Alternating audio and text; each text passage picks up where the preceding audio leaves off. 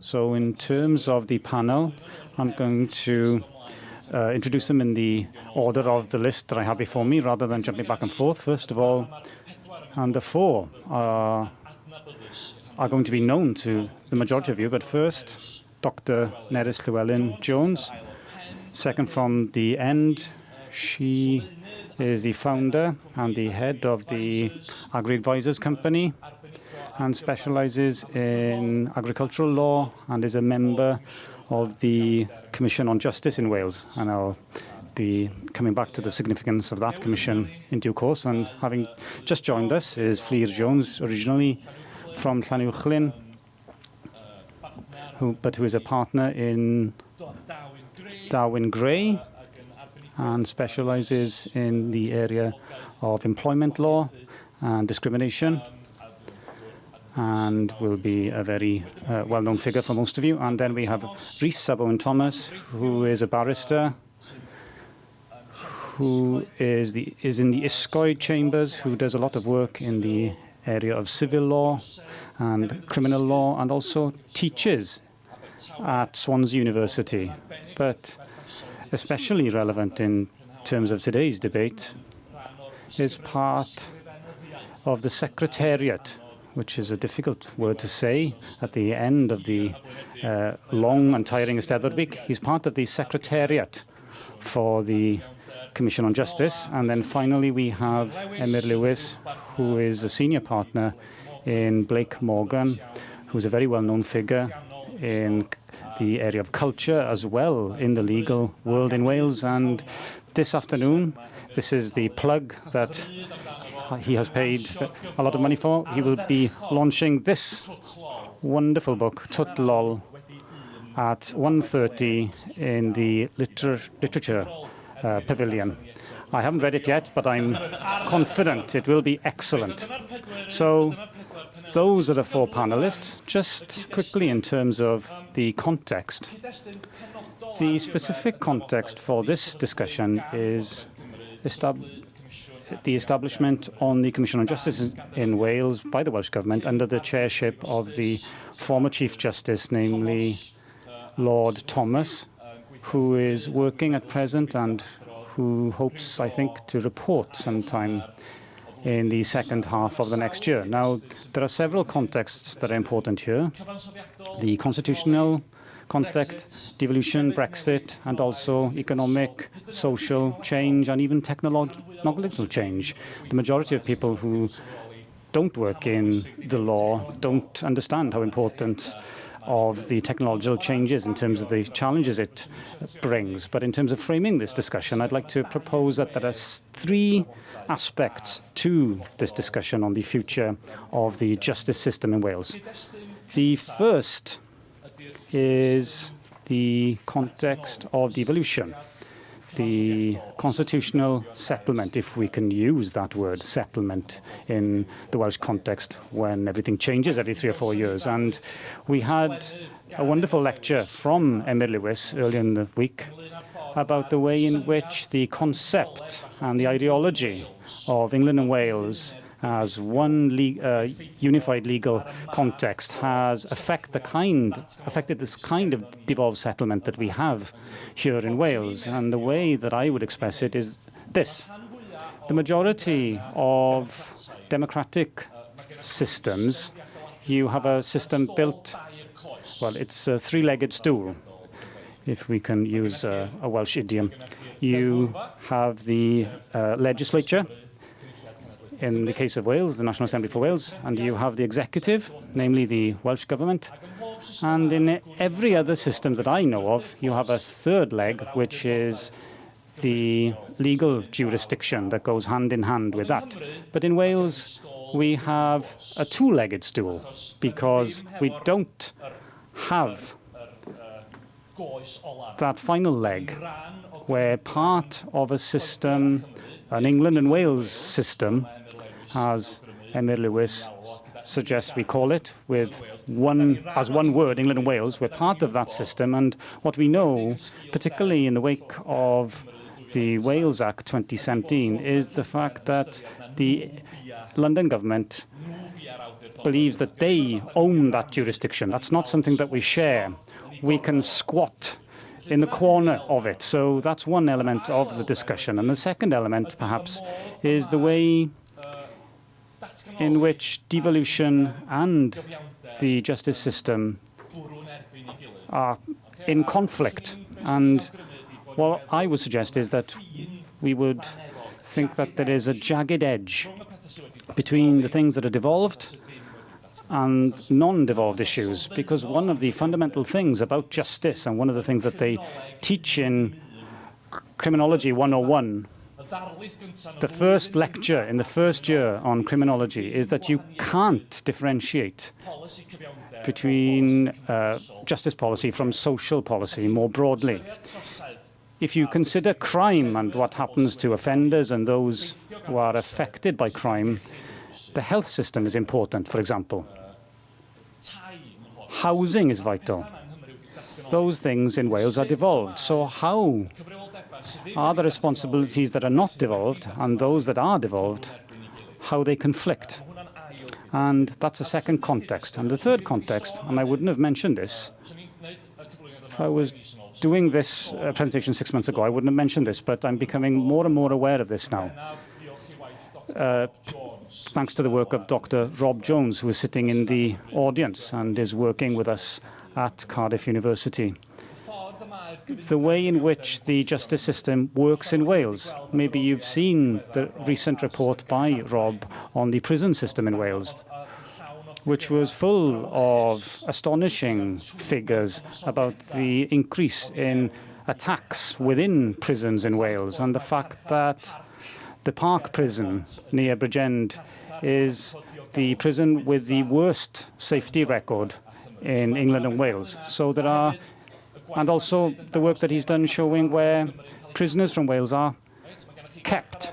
You have inmates from Wales who are held in northeast of England. And we know that the most important thing in terms of reintegrating people into society is that they continue to be in contact with their families and their peers and their friends. Well, that isn't possible if you're in Northumberland and you come from Neath. But that's the reality of the system. So those are the three elements. The meta, namely how the devolved system is affected by the current system. The second element is how the devolved element and the non-devolved element conflict. And then the third element is how the non-devolved element works for Wales at present. So that's how I see the context. So we could be here until 5 o'clock tomorrow afternoon, but we've only got 50 minutes. So what I wanted to do at the outset, I have many questions I can ask, and I'm sure you have questions too, but what I was going to do was turn to you and ask you, from your perspective, to express the challenges you see and the possible solutions. And I think that in terms of fairness to those who are involved with the Commission, I'm going to start with those who are not, and then we'll come to you. So, Emyr, you're at the far end. You can start, and then I'll come to Fflur with any initial comments. But I have a lot of questions, so don't be concerned if you have nothing to say.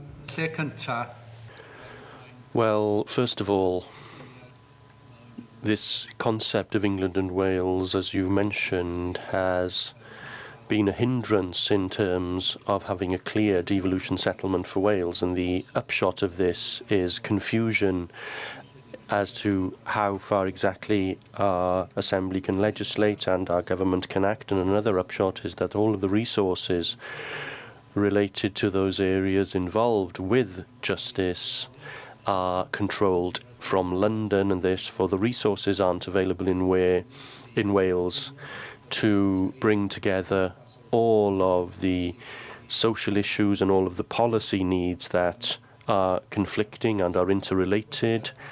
And then the other point is, and particularly they are held by two of the most centralist departments and the most wasteful or spendthrift of departments in Westminster, namely the Home Office and the Justice Office. In terms of the challenges, I think there are some practical challenges, but there are also some institutional or ideological or even psychological challenges. And in terms of the practicalities, you are talking, if you are talking about creating a separate legal jurisdiction or a separate legal system for Wales, it's something that would have to be planned very carefully and approached in a meaningful manner. But it's not impossible, but nobody's even started that work because everyone has been kicking the problem into the long grass. One thing that I do hope that the Thomas Commission will do is to start to say, well, this is what we need to plan.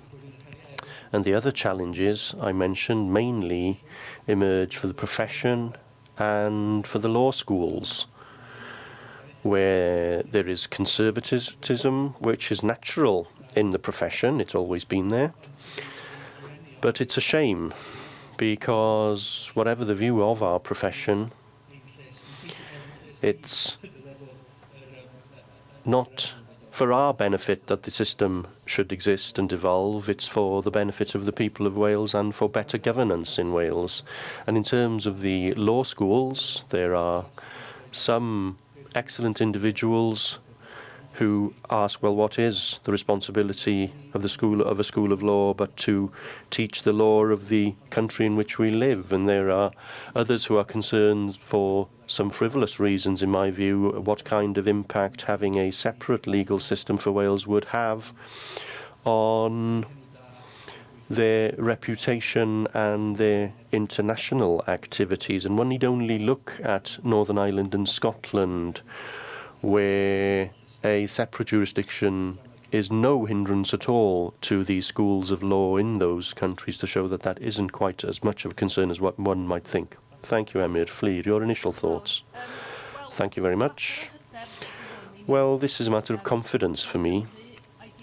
Wales and its context has been most unfortunate compared with Scotland, that we haven't had our own legal system and we haven't had the system of administration of justice that can meet our needs internally before we had devolution in 1999, and therefore it's time for Wales to grow up. It's time for Wales to have the confidence to think, well, we make our own law, and therefore it is inevitable that we will need to have our own system for the administration of justice. It's happening already. There are some legal disciplines that already have their own context, which are served by a Welsh system, but we need to expand that. And the Assembly actually has to have the confidence to call on Westminster to train the Assembly with due respect in being able to work in this area. And as Richard said, the whole thing is like a web. You can't talk about a justice system for Wales without talking about social services, prisons, and so on and so forth. And also policing is a very important element. We have to have the confidence as a nation to demand and expect to have all of those powers here. So when we have those powers or those levers in our hands, we can eradicate so many of the problems that arise from the fact that we are run from Westminster and are part of one large complex picture. So that's my view. And I think it's a matter for us all to have the confidence to demand these changes. Thank you very much. I should have said, as part of the context, of course, that we have seen some interesting developments over the past 2 years, where we've seen a majority of Assembly members voting in favour of the establishment of a legal jurisdiction for Wales, and indeed part of the Labour manifesto for the last general election, which didn't get much coverage, but there was a commitment to establish a legal jurisdiction for Wales as part of that manifesto. So this isn't something esoteric. It's being discussed in a way that it hasn't been in the past. Nerys, well, I would say that this is about ensuring that we have a system that works for the people and works for the people that we as a profession serve. And I do think it's hugely important in looking at this area that we look at things such as the very sharp, jagged edges as to how these systems conflict and work together. So part of the work of the Commission is to look at how these systems work and how we have apportioned it. So we're looking at the civil system, we're looking at the criminal justice system, we're looking at legal education in Wales and the profession, and the ability of the people of Wales to access legal advice in rural and in urban areas of Wales. So it's important to look at how all of those systems work first of all before you look to analyse and decide how those could be improved for the future if they were to be devolved to Wales. Can I just ask you, in terms of the challenges in rural Wales, and I suppose it's true of many parts of Wales, in terms of access to the law, Emyr Lewis, if he doesn't mind me saying, are old friends, and one of the interesting things in discussing the beginning of your career, Emyr, was the way that there were courts all over the place in the valleys, and we have seen the courts being closed down. There's been a major closure programme, which I suppose must impact on rural Wales and have an impact in terms of access to the law. Is that an esoteric problem, or is it a very real problem? Is it a problem that you come across in your daily activities? Yes, it certainly is. There are 11 civil courts across Wales now. There is no court on Anglesey at the moment. So the closure of those courts has had an impact. It's having an impact on people's access to those courts too, because of course, public transport services simply aren't available in many areas, and if they have to be in court by 10 o'clock in the morning, it's going to be a huge problem. And it's also a problem for juries in being available for court cases. So it's a huge problem, and I think that those decisions are currently being made in London, and that is having an impact. And there's no understanding of how our geography works in Wales. Thank you. Yes, in terms of the jagged edge, I wanted to talk about that. I've heard several translations of that. Elwyn yesterday called it an Emyr hic hoc, and I think that's the best translation I've heard.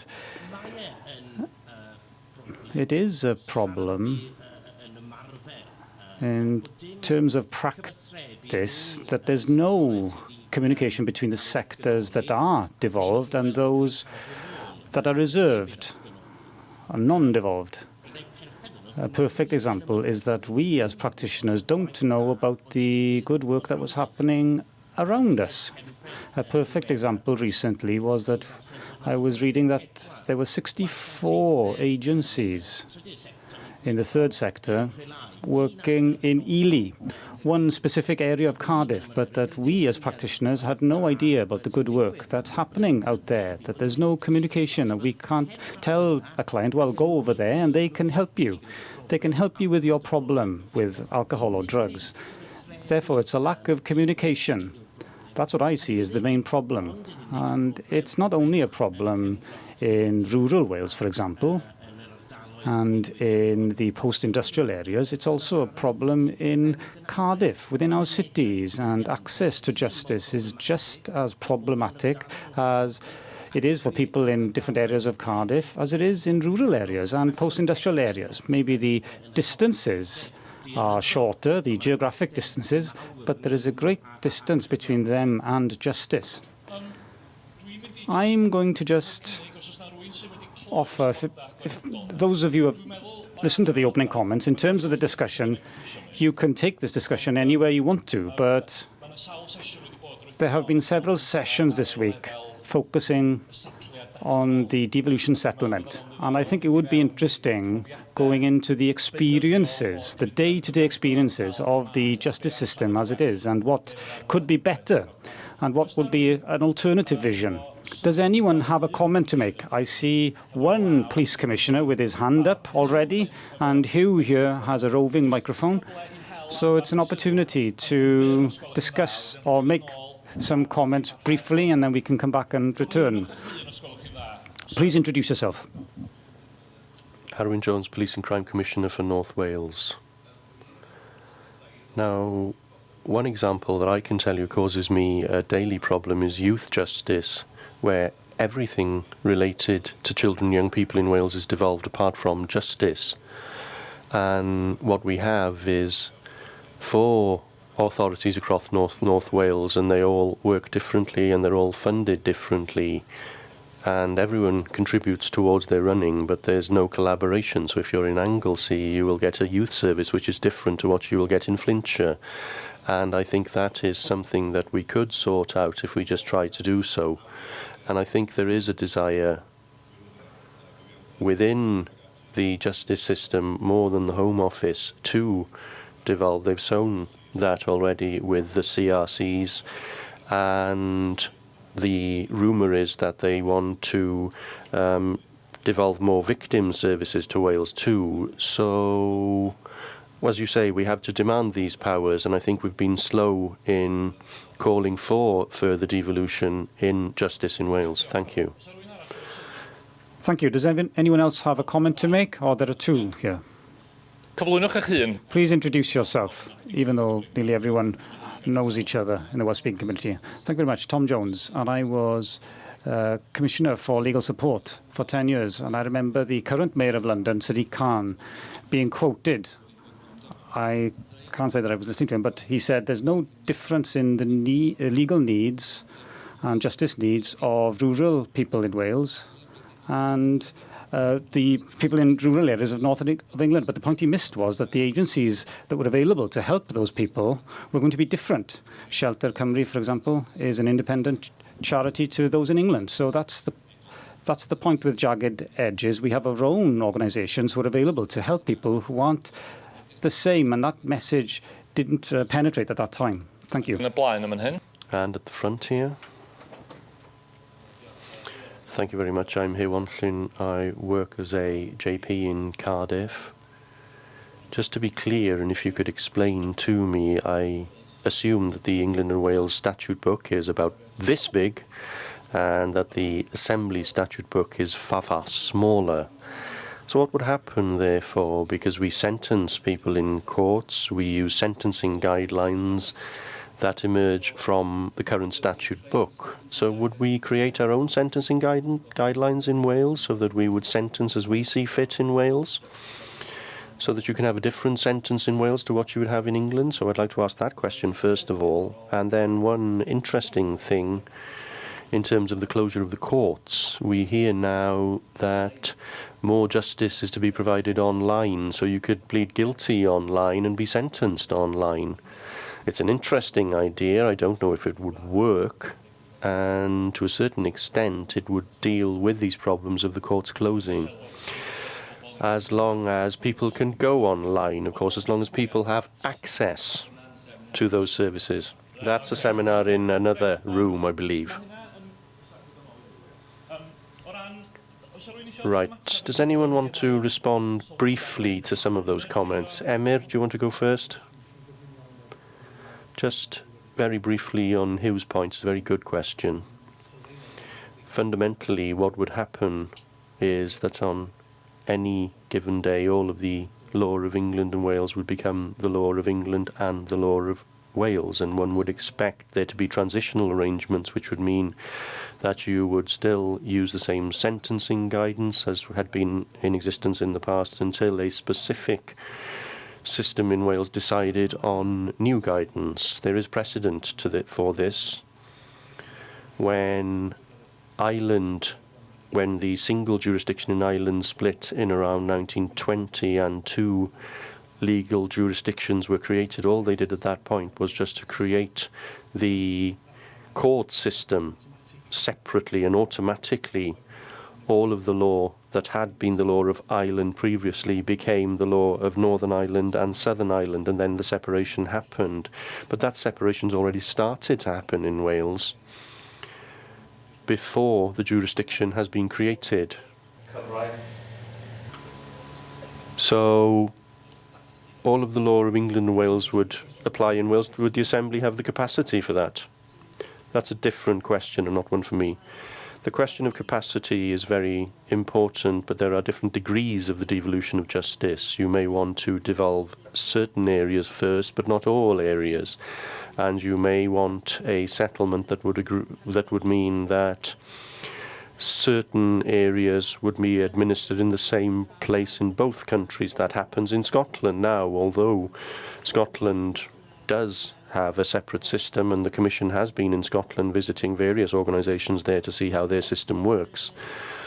But their systems, for example, in commercial law, well, there isn't a huge amount of difference between commercial law in Scotland and in England and Wales. So there are elements that you may want to retain where you would minimise the differences and ensure that there aren't those fundamental differences. So there are a number of options. It's not black and white. There are various options available within devolution. Fflur, did you have any comments to make? Oh, you go first. All I was going to mention in terms of pleading guilty online, it's a great idea, but Richard has raised one problem. People's access to the internet is lower in Wales on average than in the rest of the UK. The other problem I see in this is that people perhaps don't understand what they're pleading to. And very often in court, you have someone coming to court and saying, well, I'm going to plead guilty on this or not guilty on this other thing. And you explain the law to them, and then they change their view. And that's the problem I foresee with doing too many things online where people plead guilty to things that they shouldn't plead guilty to. I think it's important to remember the context in terms of court closures. 29 courts have closed since 2010 in Wales. So that's an astonishing figure, isn't it? And when you think about the Carmarthenshire court having closed, a very important centre that's been there for centuries. And where is people's access to justice there? And aligned with that, you have a problem with legal aid, which is reducing in Wales as well. 29% of decrease in the amount of lawyers who can offer legal aid in Wales as well. And you're talking about offenders and people on the ground who only use the criminal justice system when things go wrong. And where are they going to go? But, sorry, but I don't think that going online is the answer to anything, because there are parts of Wales that don't have any access to the internet, and we have a population that's aging and perhaps isn't keeping up with the technological requirements of the internet. So what do we do? What do we do? Yes, one of the things that I find interesting, and I think the questions, or the three questions, show the range of this in a way. You have people pointing to weaknesses in the current system, and very few people you'll find to defend the way the legal justice system works at present. But then you have the question of what you do about that, and then you have the practical questions that arise in terms of whether this is possible. And there are several aspects to this, and one element, of course, is Wales is the anomaly at present. This two-legged stool, if you like. The UK has established dozens of political systems across the world, and I don't know of anyone that only has two legs. And the legal jurisdiction and the justice system in every other case goes hand in hand with the legislature and the executive. So we don't need to reinvent the wheel here. So at the most abstract level, there are examples of how this is happening everywhere else in the world. But the question that Emyr mentioned in terms of what the impact would be on legal firms. So given that the four of you are in that business, maybe I should ask the four of you, do you see that moving to a different kind of system would be a threat in terms of the companies that you work within and the way that you earn your livelihoods? To what extent are those concerns, which are mentioned regularly, to what extent are those just fears of change, and to what extent Do they have a proper basis? Because one of the things that we're doing some work on is the size of the legal sector in Wales, and it's relatively small compared with other parts of England and Wales. So I'm not sure whether the current system is so lucrative, but what are your impressions? I'll start with you, Fflur. Well, I return to this issue of confidence. Other nations can perform on a level where they can meet the requirements of Ireland and England and Wales. You have lawyers qualified to work in both jurisdictions. Why can't we? There's no problem there. It's a matter of education. It's a matter of experience in my area of employment law. We are entirely tied to what happens in Westminster and in Europe, of course. Now, after Brexit, should employment law be devolved to Cardiff, then we could have a system which would follow the European Union far more closely than would be the case in Westminster, perhaps. So for me, I just think, well, why not? I can wear two hats, not at the same time, of course. But it is a matter of confidence and a matter of knowing that this law applies to Wales. I can advise you on this legislation and how it applies in Wales, or this is a matter for England and Wales, and I can provide that advice too. I simply don't see that there's a practical problem there, and we just need to grab the reins and go for it. So it's a psychological block. Nerys. Yes, in my area of practice, which is agricultural law, planning law, and environmental law, and they are areas which are devolved, and I would say that I am qualified in Welsh agricultural law and the agricultural law of England because I work with both. There's nothing stopping us in Wales from working in England, although we are based in Wales, and the same is true vice versa, of course, and the laws have diverged in those areas, so you do have to know both systems well, and as lawyers, I think it's our job to keep up with these changes in the law, so it should be an integral part of what we do as lawyers. Emyr, I would entirely endorse what Nerys and Fflur have said. I would just say that most of my work is in public law and commercial law, and public law is very localized and Welsh, and commercial law is very international, including European law. And I do hear people saying that, well, my concern is if we have a separate legal jurisdiction, then people won't give us commercial work or work related to England because they think that you're a Welsh lawyer. Well, there are a number of responses to that. One relatively easy answer is it's ensuring that everyone who is a lawyer on the great day when this change takes place, as you mentioned earlier, is qualified to work both in England and in Wales on both sides of the border. The other solution is it is only going to be a problem if you complain and make it a problem, and I see that as a problem within the profession. I think psychologists call it something like self-talk syndrome, where you publicly discuss your problems and how grave they are, and as a result, things get worse. So I would say that we need another panel of psychologists, perhaps, to discuss this issue. Do you want to help us with the psychology of this or any other element of it? I think it is fair to say, and Nerys and Emyr echoed this, that the evidence that we've heard is evidence of major concern from the major legal firms in Cardiff. So there are concerns. They are worried about building barriers, about emphasising differences. On the other hand, the bar, the Wales and Chester circuit, the clue is in the name, isn't it? You would expect that circuit to be of the same opinion. But in their evidence, they have said that they are in favour of the devolution of justice.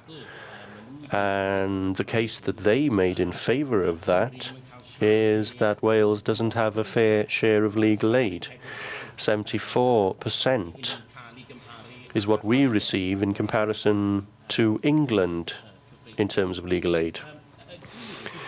The reality is, whatever happens, most of our law and England's law will remain the same. We are part of the common law system, and there is strong evidence from Iwan Davis and Thomas Watkin. Look online.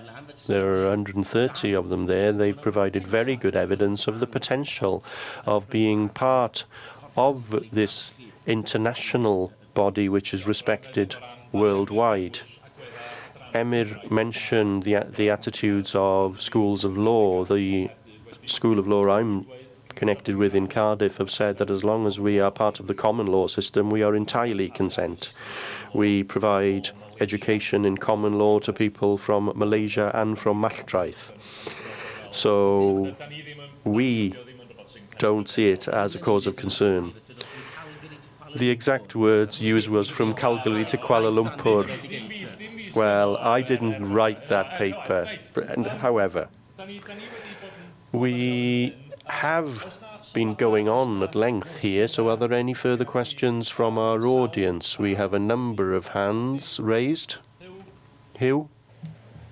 And again, please introduce yourself, John Osmond. I'm afraid I'll have to speak in English, John Osmond. I want to direct my question, I suppose, particularly to Emyr, and to raise this missing leg of Richard's three-legged stool, and to try and explore. I wonder if you agree with me that it does in part come down to psychology, and it's not the psychology of the Welsh but the psychology of the English.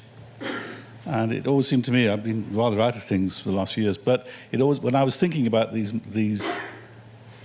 matters, it always seems to me that there was a resistance and a reluctance in Westminster specifically to contemplate any breach of the concept, the idea of England and Wales.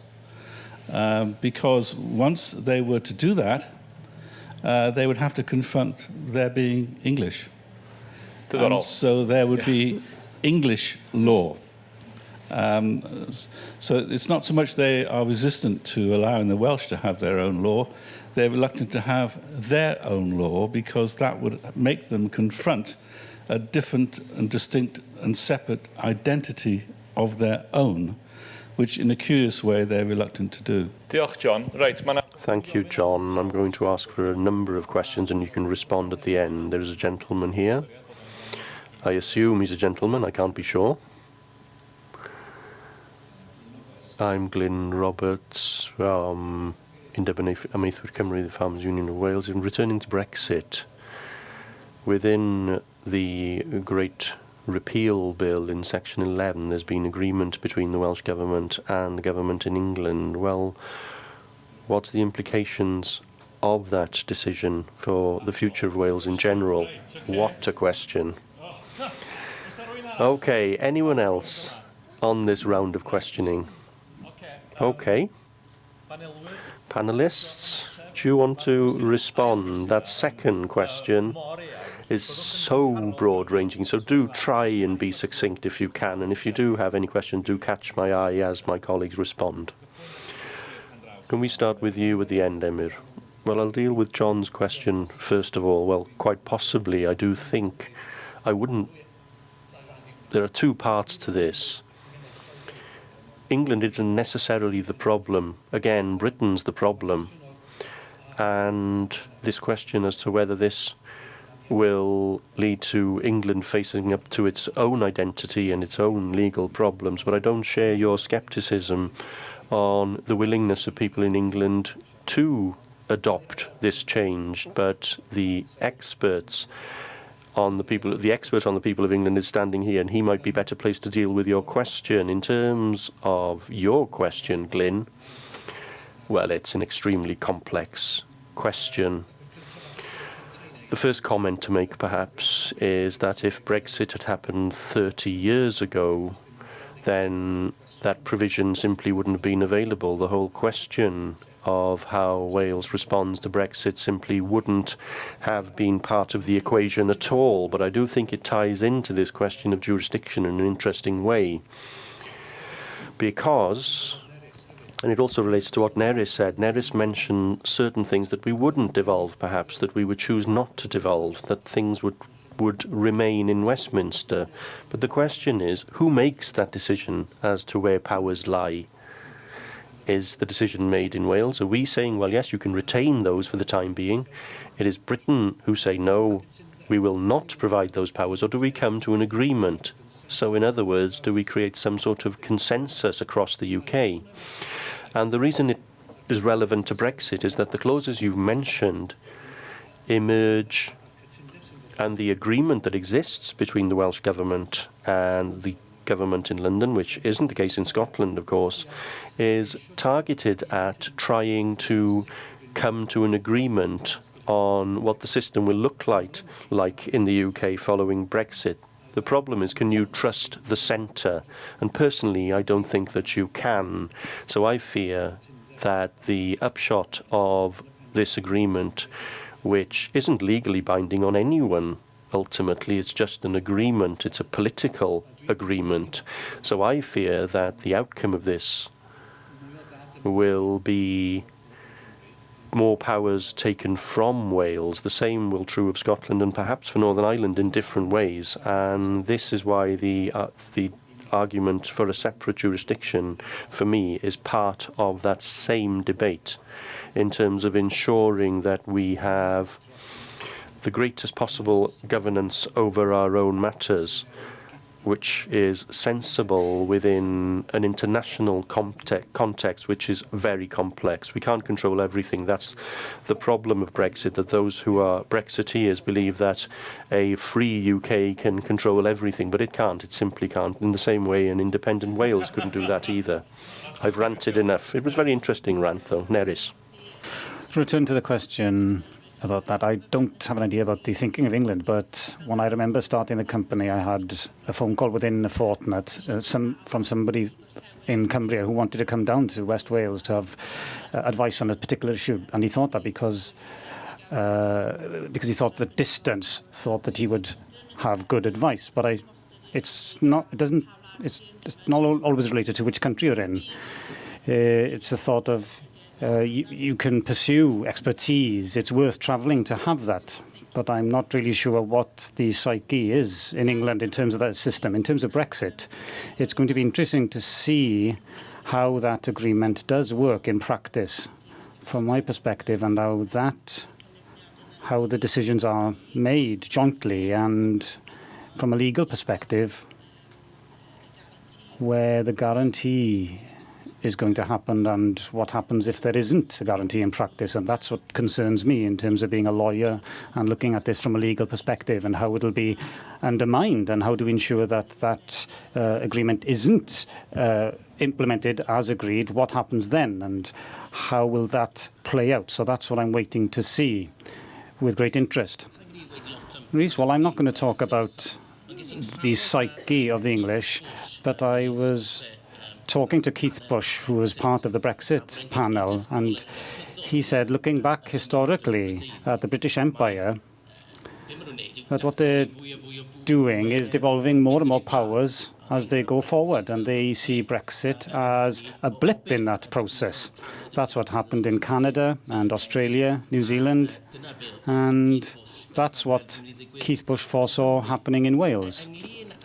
In terms of Brexit, and I'm going to venture and I'm going to try and explain the agreement, and Manon can perhaps correct me when I get this wrong, but the agreement is that the powers that return from the EU regarding devolved powers are frozen, that they are not touched for a period of time unless the Westminster government tells the Welsh government that they are going to change those powers. I'm looking at Manon. Am I right? Yes, she's winking at me. So yes. So it is an agreement, and Emyr has mentioned that he's sceptical about this. And what will the agreement be, and will the Westminster government respect that agreement? Or will they just change things and say, well, we're going to change things? But there is potential for more powers to come to Wales following Brexit, but time will tell. in terms of what happens? Well, most of the points have been made very well, but I think we should focus on our own psyche rather than the English psyche. I think that sentence, a byddwn deuog diogel, we will be safe as long as we are servile, but we need to have the confidence to do things for ourselves and not worry too much about what the English think about our governance and about devolved issues. I carried out a piece of work on the EU withdrawal bill, and it is the most complex piece of legislation I've ever seen, and I was hugely surprised when the Welsh Government decided to take the step that they did, and I share the same cynicism and scepticism as Emyr, because I think we've left so much to chance by making this agreement. And can we trust Westminster to do right by Wales? That is the lottery that we're currently facing, I fear. I'm currently writing a book on the English psyche, so next year you'll have a lecture on that. But one thing that is interesting in the work that we are currently doing in this area, we're starting quite a major project in this area, and one of the interesting aspects is that there have been different examples in the past of willingness in London to devolve certain things. There is no consistency in terms of the views in London. Arfon mentioned earlier a willingness in unexpected places to devolve certain things in terms of administrative expediency very often. Sometimes people will say, well, I own this and you can't have it, but attitudes can change. And certainly there is one very interesting story about an attempt by Ken Clarke to devolve policing to Wales. But that was opposed by civil servants in the Home Office. So this is a complex story. Over to you again. Any further questions or comments? Or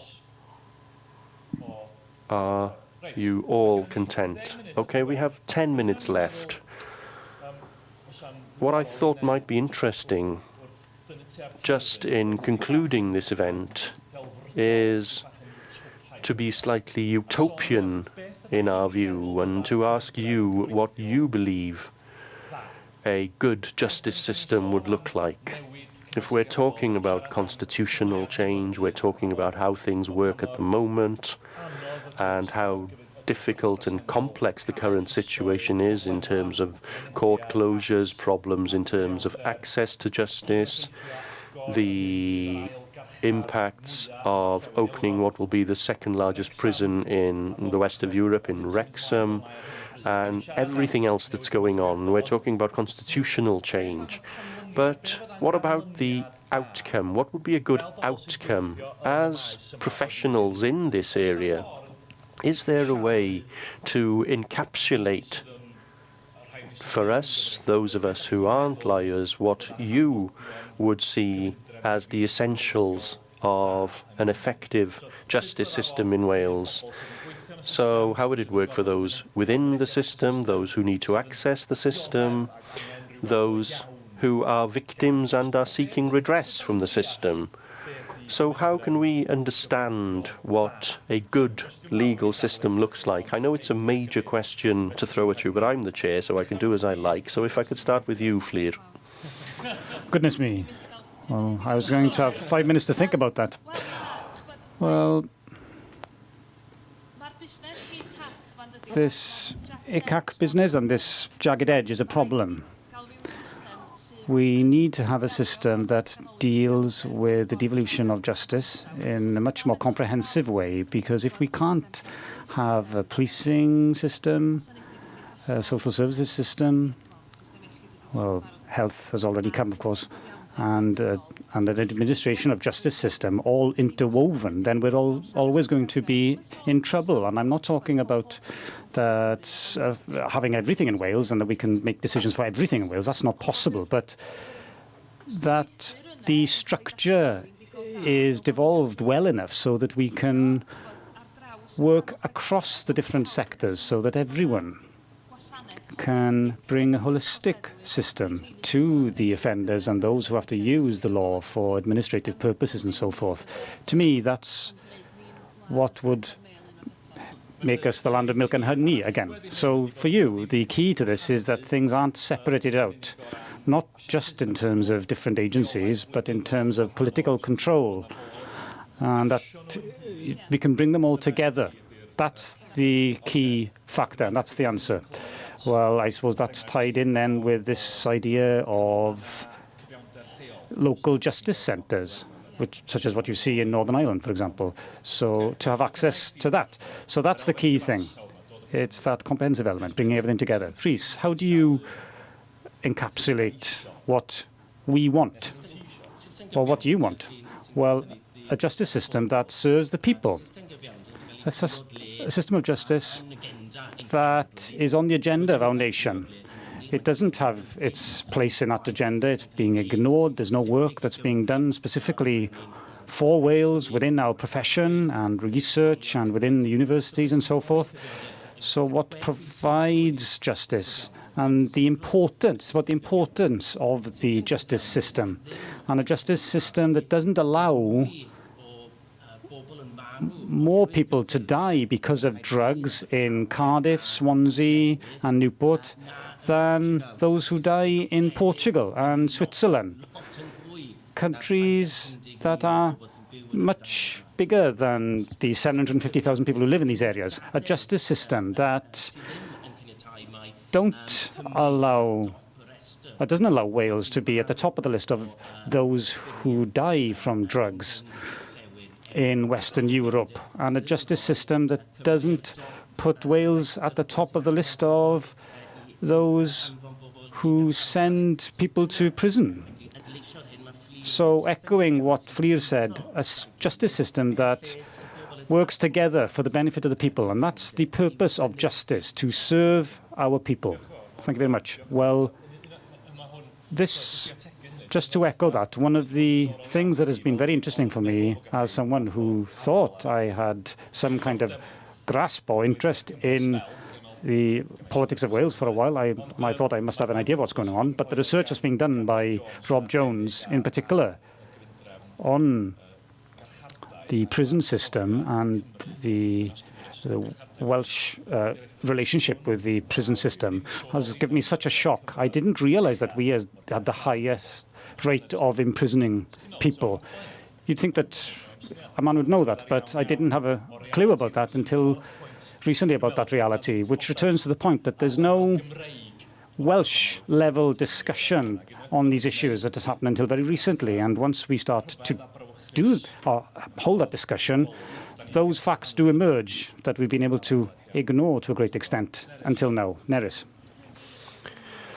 I think that if we want a justice system that works, I think we have to start from the ground up, and that relates to education and our understanding as a population as to what that system is.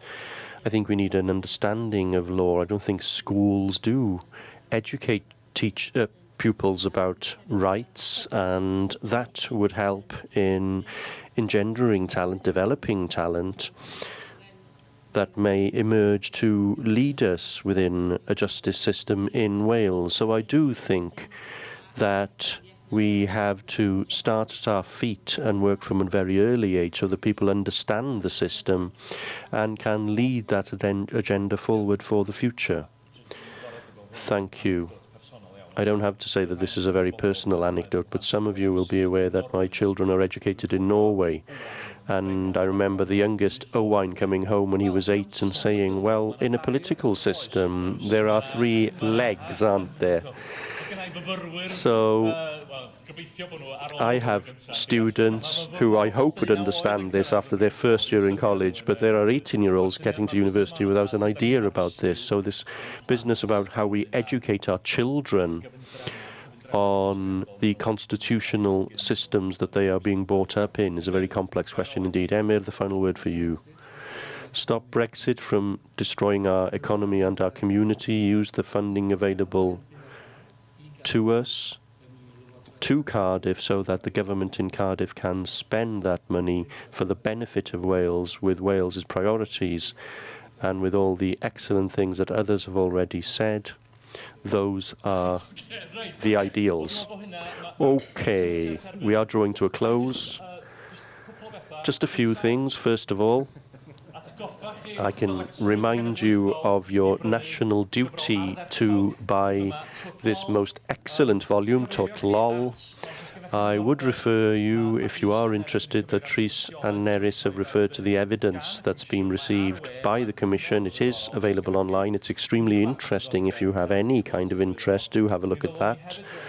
I should also say that the Wales Governance Centre is commencing a major project in this area. If you're interested, then follow us on social media. There's a new report to be published on Monday or Tuesday, I believe, which will give you another shock if you saw our report on prisons. So we have a great deal of work ongoing in this area. So all that remains for me is to ask you to join with me in thanking our panel in the traditional manner.